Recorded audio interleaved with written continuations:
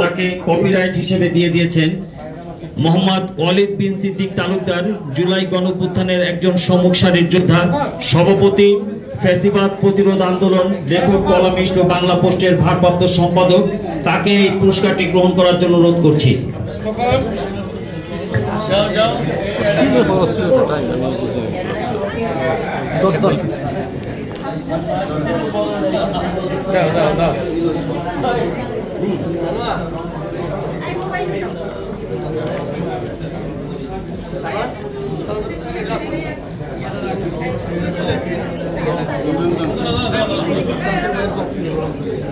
ওইটা ওইখানে রাখেন, ওই যে